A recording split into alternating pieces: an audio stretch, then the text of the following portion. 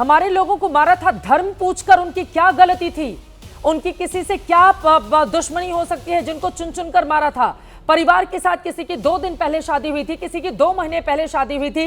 कोई एक पत्नी अपने पति के साथ डल झील के किनारे आखिरी वीडियो बनाती है और उसके बाद हम देखते हैं किस तरह से अगले ही दिन जाती है पहलगाम, उनकी हत्या कर दी जाती है। उन परिवारों पर क्या गुजर रही होगी? 15 दिन उनके 15 साल से भी ज्यादा समय से कटे होंगे। कितनी मुश्किल होगी, उनकी आंखों की नींद किस तरह से उड़ी होगी, इस बात का अंदाजा आप लगाइए। आपके घर का कोई मरता है और जब तक आप बदला नहीं ले पाते हैं उन खूंखार आतंकवादी दरिंदों से, तब तक आपको चैन नहीं पड़ता है। लेकिन अब वो चैन पड़ गया जब बीती रात हमारी सेना ने आतंकवादियों को उनके घर में घुसकर सबक सिखा दिया है। ये रिपोर्ट देखिए, उसके बाद चर्चा में आगे बढ़ेंगे। मेरा पति साइड में था, एक इंसान आया, उसने उसको गोली मार दी। यहाँ पे उसने बोला कि शायद मुस्लिम नहीं है, उसने उसको गोली मार दी। मेरे पति का बच्चा लो। हम बचा देगा, कोई बात नहीं।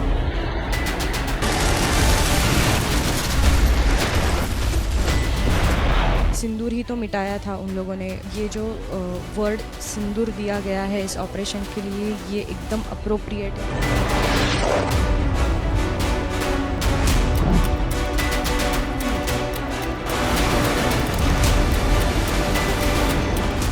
मैं तो इस नाम से बहुत ज़्यादा रिलेट कर सकती हूँ, बिकॉज ऑफ दिस इंसिडेंट मैंने तो अपनी ज़िंदगी खो दी है। ये नाम बहुत सही है।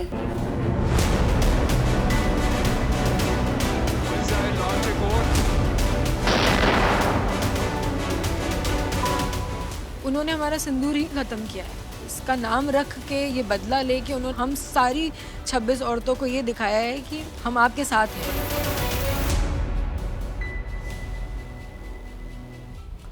तो ऑपरेशन सिंदूर के जरिए हमने पाकिस्तान को ऐसा सबक सिखाया है कि आतंकवादी और उसके आकाओं को लंबे वक्त तक ये जख्म यूं ही हरा रहेंगे। लेकिन यहाँ पर हैरानी की बात तो ये है कि देखिए, पाकिस्तान के झंडे में लपेटकर आतंकवादियों का दाह संस्कार, उनको जमीन में दफनाने का काम किया जा रहा है। लेकिन उसके पहले जल्दी से नीरज आपके पास आते हुए और उन तस्वीरों पर गौर करना जरूरी है। अक्सर हमने देखा है जब भी इस तरह के ऑपरेशन को अंजाम दिया जाता है, हमेशा जो पुरुष हमारे बड़े अधिकारी होते हैं सेना के, वो सामने आते हैं। लेकिन शायद इतिहास में ये पहली बार हुआ है जब 2 महिलाओं ने आकर कमान संभाली है और उनकी ओर से पाकिस्तान, उनके आतंकवादियों को यह बताया गया है कि देखो तुम्हारी औकात क्या है। घर में घुसकर मारा है, वो पूरा मैप से ब्रीफ किया गया है। इसके जरिए क्या संदेश हिंदुस्तान ने आज दिया है?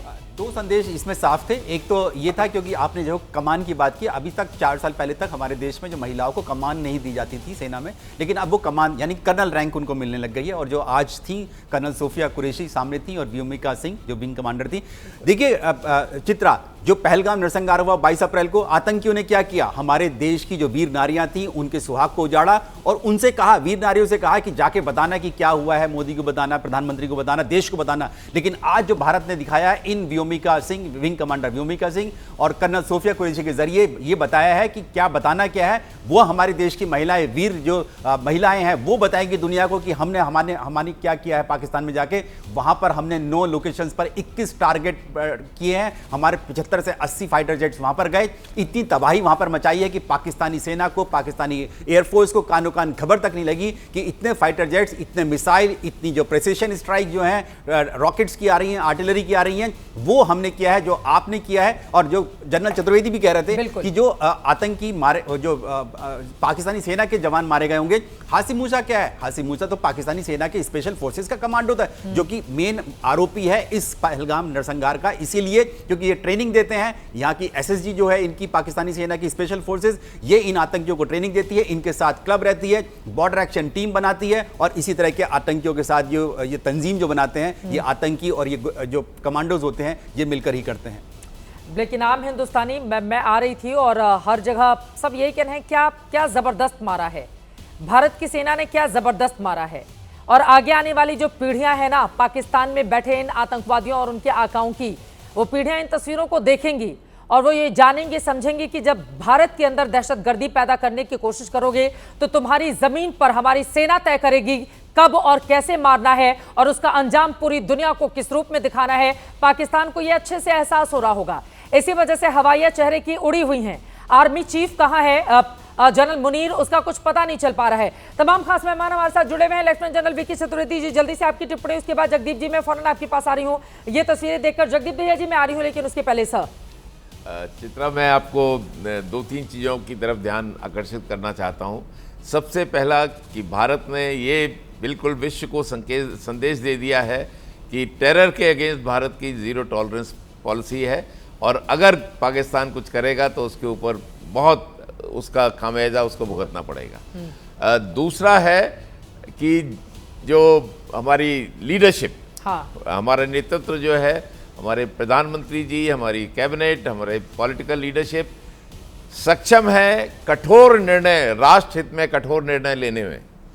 और तीसरा जो भारत ने जो भी अभी कुछ किया है, मैं समझता हूँ सही। जल्दी से, मुंबई आतंकवादी हमलों के बाद हमने पाकिस्तान को इस तरह का कोई सबक नहीं सिखाया, हमने क्या सिर्फ डोजियर दिया था? चित्रा, बिल्कुल आपकी बात सही है। Leadership makes a difference. उस वक्त भी हमारे करीब 170 के करीब हमारे भारतवासी बेचारे उसमें मारे गए थे, लेकिन हमने, जबकि उस वक्त भी भारतीय सशस्त्र सेनाएं सक्षम थी, हमने उसका सही जवाब नहीं दिया और उसकी वजह से बहुत कुछ होता रहा। जवाब क्यों नहीं दिया? लीडरशिप की कमी थी? वो घर में घुस कर मारो, ये वाली भावना नहीं थी? अगर आप बिल्कुल क्लियर टर्म्स में मेरे से जानना चाहती हैं तो मैं कहूंगा लीडरशिप की डिफरेंस था, लीडरशिप में कमी थी। क्यों बचना चाहती थी हमारी लीडरशिप? हमारे लोग मारे गए, कई उसमें विदेशी लोग भी शामिल थे जो हिंदुस्तान हमेशा ये सोचते थे कि अगर हमने कुछ किया तो क्या हो जाएगा, हमेशा दूसरे का देखते थे।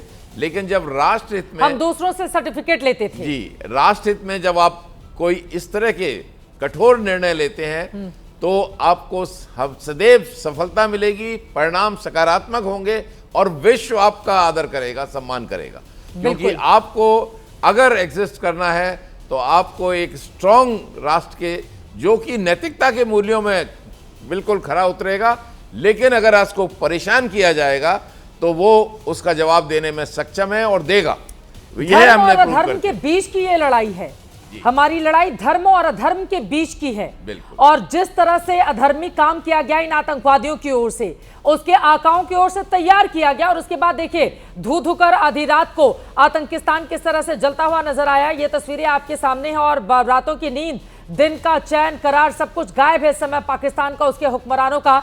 और जनरल मुनीर कहां पर है उसका भी कुछ पता नहीं चल पा रहा है। उसके बारे में भी जैसे ही जानकारी मिले प्लीज आप मुझे बताइएगा। उसकी तस्वीर देखना बहुत जरूरी है कि उसके चेहरे का रंग इस समय क्या है। ब्रिगेडियर जगदीप दहिया जी, अब सीधे आपके पास आते हुए, ये जो लीडरशिप की हम बात कर रहे हैं, क्योंकि पाकिस्तान को समय समय पर बड़ा और कड़ा सबक नहीं सिखाया गया, इसी वजह से आप क्या लगातार उसकी ओर से हमले को अंजाम दिया गया।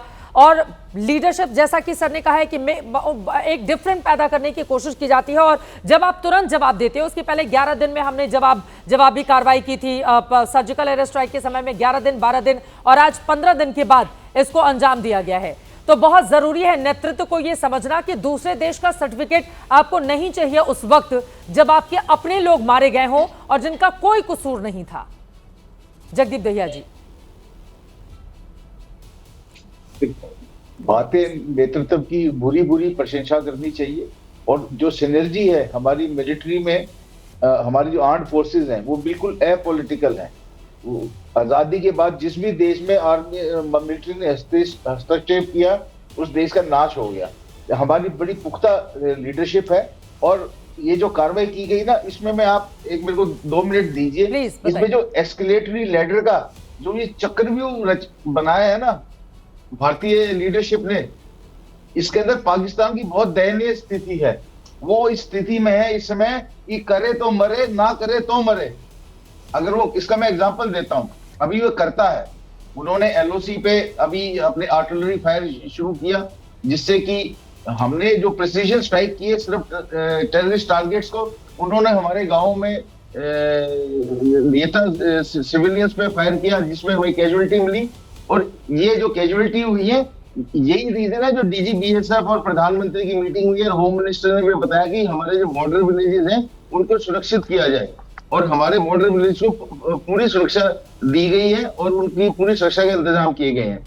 लेकिन उसने फायर किया आर्टिलरी के लिए, हमारे पास कैबिलियर ज्यादा है, हमने उनके 10 पाकिस्तान के 10 सैनिक मार दिए गए जो कि आर्टिलरी फायर हमारी विलेज पे कर रहे थे। तो अभी जो ये सीमित अभी जो कार्रवाई होगी ना, ये कार्रवाई होगी जवाबी कार्रवाई। हमने बोल दिया, हमने कर दिया अपना काम, लेकिन अगर तुम करोगे तो मारेंगे, अगर वो कुछ नहीं करते हैं तो पाकिस्तान की जनता को मुंह दिखाने लायक नहीं बचते हैं। तो इसलिए अब जो आगे भी जो भी आगे कार्रवाई होगी सोची समझे तरीके से, हमें जब भी पाकिस्तान कोई कार्रवाई करेगा हमें उसकी डबल पनिशमेंट देनी है। मैं रविंद्र सचदेव साहब की बिल्कुल बात से सहमत हूँ, टिट फॉर टैट, वो एक कदम आगे बढ़ेगा, उसको डबल पनिशमेंट मिलेगी। बिल्कुल। तो इस तरह से इस एस्केलेटरी लेवल को कंट्रोल किया जाएगा। जैसे को तैसा, और अब सिर्फ जैसे को तैसा नहीं है, उससे भी 2 कदम आगे ही बढ़ना होगा, क्योंकि शांति के लिए ये काम करना जरूरी है। वो बार बार कहा जाता है ना, भय बिनु होय न प्रीत। जब तक डर का आलम नहीं होगा तब तक सामने वाला आपके साथ इसी तरह का बर्ताव करता रहेगा।